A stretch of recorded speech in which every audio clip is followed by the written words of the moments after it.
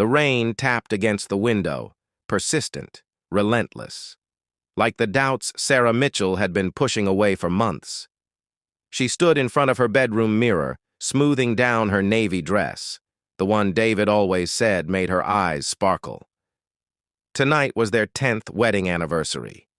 10 years. A decade of building a life together, of dreams realized, of promises kept, or so she thought. "You look beautiful," she whispered to her reflection, forcing a smile that didn't quite reach her eyes. The house felt too quiet, too empty. David had left early that morning, something about an important client meeting. He'd kissed her forehead, distracted, distant, the way he'd been for the past 6 months. Sarah picked up her phone. One unread message from David. "Running late. Meet you at Bella Nata at 8. Can't wait to celebrate with you, my love." Bella Nata. Their restaurant. The place where he'd first told her he loved her, where he'd proposed 7 years ago, where they'd celebrated every milestone that mattered. She grabbed her coat and purse, pausing at the bedroom door to look back at their wedding photo on the nightstand. 2 people, so young, so certain, staring into a future they thought they knew. If only she'd known then what she was about to discover now. You're watching the Fiend Files. If you love gripping stories, twisted secrets, and real-life drama, hit subscribe now. And tell me, where are you watching from? London, New York, Toronto, Chicago, Los Angeles, Houston, Miami, or anywhere across the world. The drive to Bella Nata took 23 minutes. Sarah counted every one of them. The rain had stopped, leaving the city streets slick and shimmering under the streetlights. Beautiful, treacherous, like everything else in her life lately. She'd noticed the changes in David. Of course she had. The late nights at the office, the phone calls he'd taken another room, the way he'd started going to the gym 5 days a week when he'd barely exercised before, the new cologne, the designer shirts, the constant checking of his phone. "He's just stressed about work," her mother had said. "All marriages go through rough patches." But this felt different. This felt like loss. Like watching someone you love slip away through your fingers, and no matter how tightly you hold on, you can't stop it. Sarah pulled into the parking lot at 7:55. She wanted to be early, to see his face light up when she walked in. She needed that reassurance, that connection, that proof that what they had was still real. She checked her makeup in the rearview mirror, fixed her lipstick, took a deep breath. "It's just your imagination," she told herself. "Everything's fine. Everything's going to be fine." She stepped out of the car, her heels clicking against the wet pavement. The restaurant glowed warmly in the darkness, golden light spilling from the windows, the sound of soft jazz music drifting into the night air. Elena, the owner, had decorated the entrance with white lights and roses. Romantic, perfect, exactly what their anniversary should be. Sarah pushed open the heavy wooden door, the familiar scent of garlic and fresh basil washing over her. She smiled at the hostess, a young woman she didn't recognize. "Table for one?" the hostess asked. "No. I'm meeting my husband. Reservation under Mitchell." The hostess glanced down at her book, her expression shifting, something flickering across her face that Sarah couldn't quite read. Surprise? Concern? Pity? Mr. Mitchell is already here. Let me just check with the manager." "That's okay," Sarah said, stepping past her. "I know where our table is." She moved through the restaurant, weaving between tables of couples sharing wine and laughter, the back corner booth. That's where David always requested they sit. Private, intimate, away from the crowd.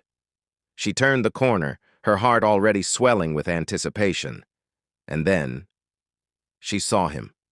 David, her husband, her partner, her best friend, down on one knee, holding a ring box. in front of a beautiful blonde woman in a stunning red dress. The world tilted. Time stopped. Sarah's breath caught in her throat, sharp, painful, like swallowing glass. She couldn't move, couldn't think, couldn't breathe. She just stood there, frozen, watching the man she loved propose to someone else. Everything happened in slow motion. The blonde woman, Rebecca, Sarah would later learn her name, brought her hands to her mouth, tears streaming down her perfect face. Happy tears, joyful tears, the kind Sarah had cried 10 years ago when David proposed to her. "Yes," Rebecca's voice rang out, clear and bright and full of promise. "Yes, David, 1,000 times yes." David stood, slipping the ring onto her finger, a large diamond that caught the light and scattered it across the walls like shattered dreams. He pulled Rebecca into his arms, kissing her with a passion Sarah hadn't seen in months. The other diners noticed. A few people clapped, someone cheered, and Sarah just stood there, her entire world crumbling around her feet like ash. "Oh my God!" The words escaped her lips, quiet, broken, barely audible above the music. But David heard them. He turned, his eyes meeting hers across the restaurant. For a moment, just a fraction of a second, she saw it. The recognition, the guilt, the horror. His face went white, completely, utterly white. "Sarah, what?" Her voice cracked. She tried again, louder this time. "What is this?" The restaurant fell silent. Every conversation stopped. Every fork paused mid-air. All eyes turned to watch the drama unfold. Rebecca looked confused, glancing between Sarah and David. "David? Who is this? Who am I?" Sarah felt something inside her snap, something that had been holding her together for 10 years. "I'm his wife." The words landed like bombs. Rebecca stumbled backward, her hand flying to her mouth, the same hand that now wore an engagement ring. Another engagement ring. A second promise of forever from a man who'd already made that promise. "What?" Rebecca's voice was barely a whisper. You're married?" David stepped forward, his hands raised like he was trying to calm a wild animal. "Sarah, please, let me explain." "Explain?" Sarah laughed, a harsh, bitter sound that didn't sound like her at all. "What could you possibly explain, David? That you forgot you had a wife? That our 10th wedding anniversary slipped your mind? Or were you planning to celebrate with me later? After you proposed to your girlfriend?" The word girlfriend tasted like poison on her tongue. Elena appeared from the kitchen, her face etched with concern. "Sarah, Kara, I didn't know. He made the reservation under a different name. He said, 'It's not your fault, Elena.'" Sarah's eyes never left David's face. "How long? Sarah, how long?" Her voice echoed through the restaurant, raw and powerful and full of pain. David flinched. 8 months. 8 months. 8 months of lies. 8 months of betrayal. 8 months of living a double life while she'd been home, trusting him, loving him, believing in their marriage. Sarah felt her knees weaken. She gripped the back of a nearby chair, fighting to stay standing. Rebecca was crying now, real tears, not happy ones. "You told me you were divorced. You said your marriage ended 2 years ago. You showed me papers. They weren't real," Sarah said flatly, "because we're not divorced. We're very much married. Or at least, we were as of this morning." David moved toward her again. "Sarah, please. Can we talk about this privately?" "Privately?" She stared at him like he was a stranger. And maybe he was. Maybe she'd never really known him at all. "You just proposed to another woman in our restaurant on our anniversary, and you want to talk privately?" "It's not what you think." "Then what is it, David? What is it if not exactly what it looks like?" He had no answer. Just stood there, his expensive suit perfectly pressed, his new cologne filling the space between them, his guilty face saying everything his mouth couldn't. Sarah felt something shift inside her, grief transforming into rage, pain crystallizing into clarity. "I loved you," she said quietly. "I gave you everything. 10 years of my life. My trust. My heart. My dreams. I turned down job offers in other cities because you wanted to stay here.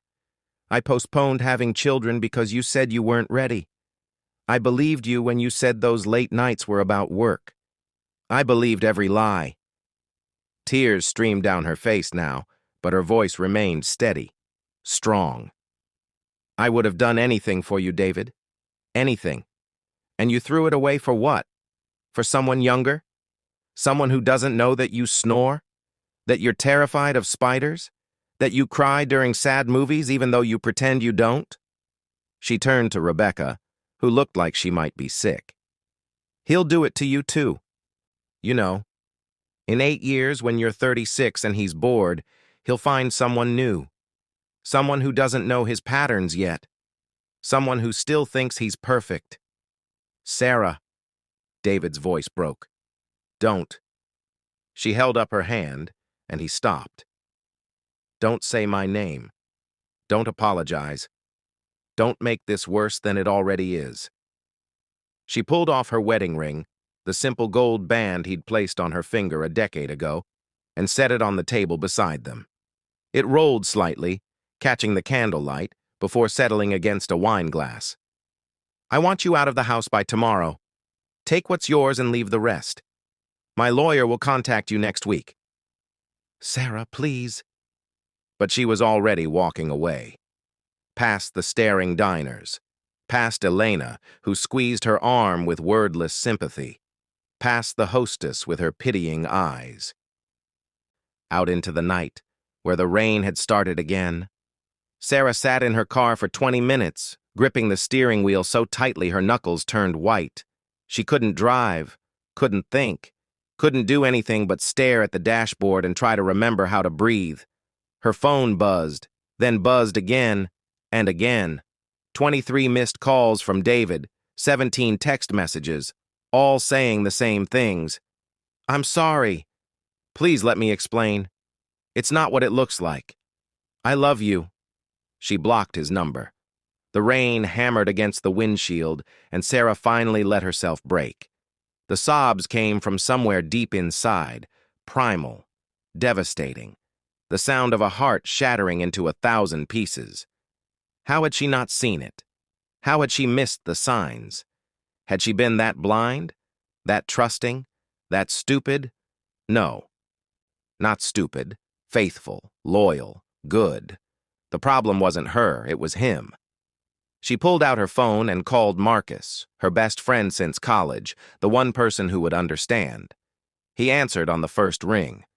"Sarah? What's wrong? Can you come get me?" Her voice was small, broken. "I'm at Bellinade, and I can't drive right now. I'm on my way, 5 minutes." True to his word, Marcus pulled up beside her car exactly 5 minutes later. He took one look at her face and pulled her into a hug. Strong, solid, safe. "He proposed to someone else," Sarah whispered into his shoulder. "Tonight, at our restaurant, on our anniversary." Marcus's arms tightened around her. "Oh, Sarah, I'm so sorry." She pulled back, wiping her eyes. "Did you know? Did anyone know?" "No.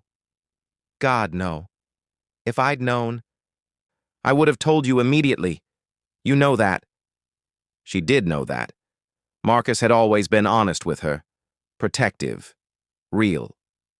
"Come on," he said gently. "Let's get you out of here. You can stay at my place tonight. We'll figure the rest out tomorrow." Sarah let him lead her to his car, leaving her own vehicle in the parking lot like she was leaving her old life behind. And maybe she was.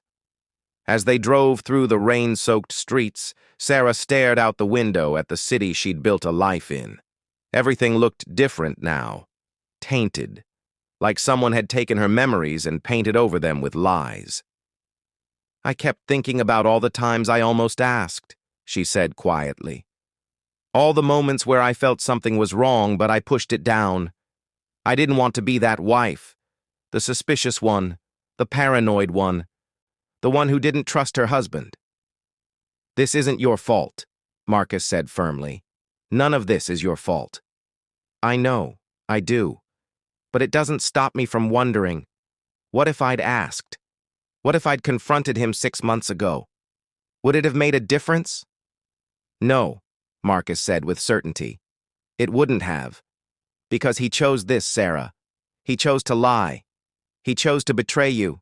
He chose to propose to someone else on your anniversary. Those were his choices, not yours." They pulled up to Marcus's apartment, a small place in the arts district, filled with books and plants and warmth. "I'll make tea," Marcus said. "And you're going to tell me everything, and then we're going to make a plan." Sarah followed him inside, grateful beyond words to have someone on her side. Over chamomile tea and the last of Marcus's chocolate chip cookies, she told him everything, every detail, every lie, every moment of the evening that had destroyed her marriage. "What hurts most," she said, her voice hoarse from crying, "is that I really believed in us. I believed we were building something real, something lasting. I looked at him every day and thought, this is my person. This is my forever." She laughed bitterly. "Guess forever is shorter than I thought." Marcus reached across the table and took her hand. "His betrayal doesn't diminish what you brought to the marriage. You loved him honestly.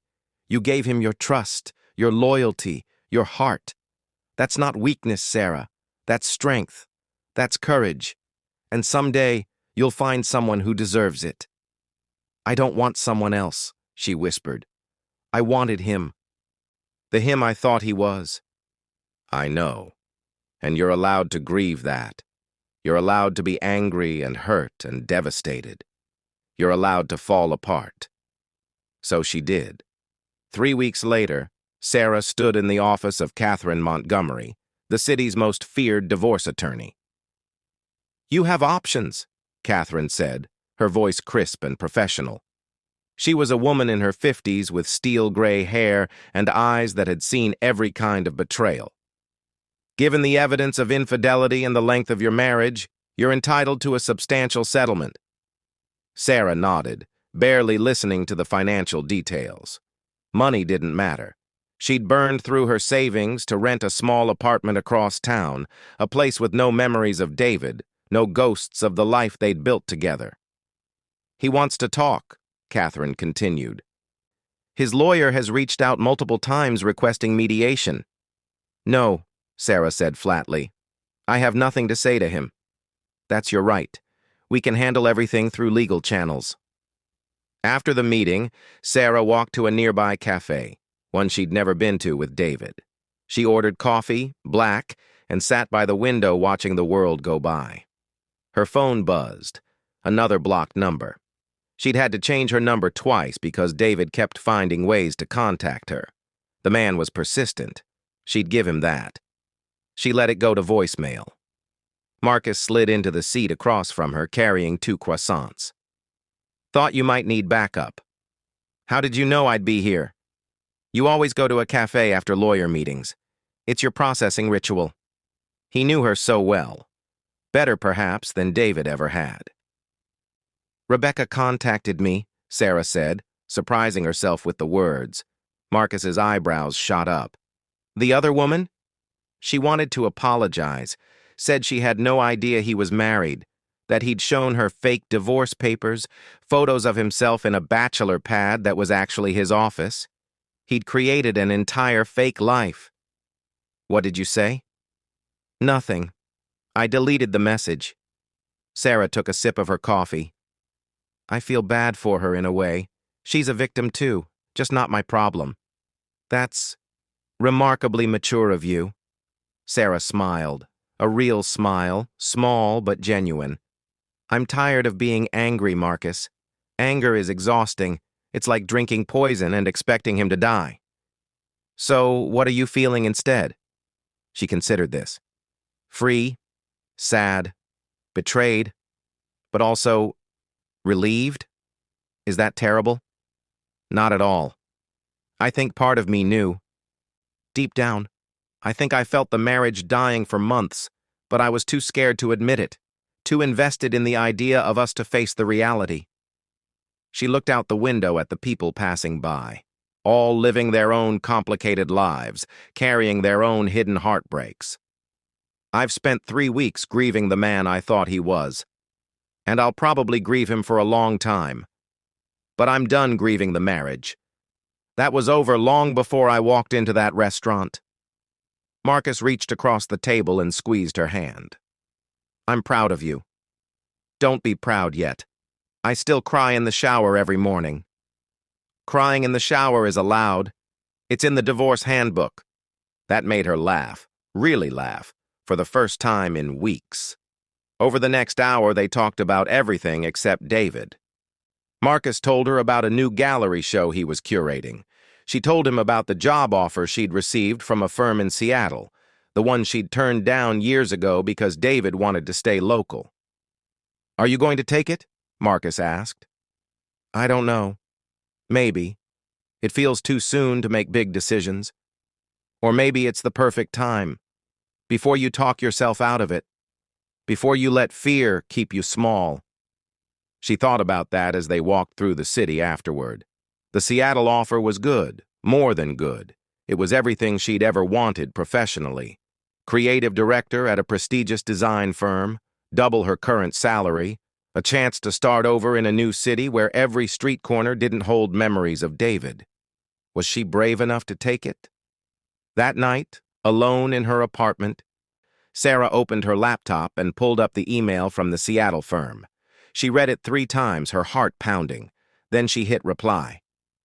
Dear Ms. Chen, I'm writing to accept your generous offer. 2 months after that, Sarah stood in her new office, 43 floors above Seattle, watching the sunset paint the sky in shades of orange and gold. Her phone buzzed. A message from Elena. I heard about the move. Proud of you, Kara. Come visit anytime. Your table will always be waiting. Another message from Marcus. How's the new place? Made any friends yet? Don't forget about us little people. And one from Catherine. Divorce finalized. Papers signed. You're free. Congratulations on your new life, Sarah. Free. She turned the word over in her mind, testing its weight. She was divorced. Single. 34 and starting over. It should have terrified her. Instead, she felt light, unburdened, like she'd been carrying a weight she didn't realize she had until it was gone. Her reflection stared back at her from the office window, a woman she was just beginning to recognize. Stronger, braver, more herself than she'd been in years. David had sent her one final message before the divorce was finalized. She'd read it once, then deleted it, but she remembered every word. I'm sorry, Sarah. I know that's not enough. I know I destroyed something beautiful because I was weak and selfish and scared. You deserve so much better than what I gave you. I hope someday you'll forgive me, but I understand if you never do. I hope you find happiness. I hope you find someone who loves you the way you deserve to be loved. I hope you find everything I was too broken to give you. She'd cried reading it. Not for him, not for what they'd lost, but for what she'd found. Herself. Sarah picked up her phone and took a photo of the Seattle skyline, the city lights beginning to twinkle as darkness fell. She sent it to Marcus with a caption, New beginning, new city, new me. Thank you for being there through all of it. His reply came immediately. That's what best friends are for. Now go find your new favorite restaurant. Just maybe check if anyone's proposing first. She laughed, the sound echoing in her empty office. Tomorrow, she'd start her new job. She'd meet her new team. She'd begin building a life in this city of rain and coffee and possibilities. But tonight she stood at the window and let herself feel everything. The grief and the anger and the betrayal, but also the hope and the excitement. and the freedom. She'd walked into a restaurant and found her husband proposing to another woman. It had shattered her world. But in the broken pieces, she'd discovered something precious. Herself. And that was worth everything. Thank you for watching the Fiend Files. Don't forget to subscribe, turn on your notifications, and drop your location in the comments. London, New York, Toronto, Chicago, Los Angeles, Miami. Wherever you are in the world, I appreciate you.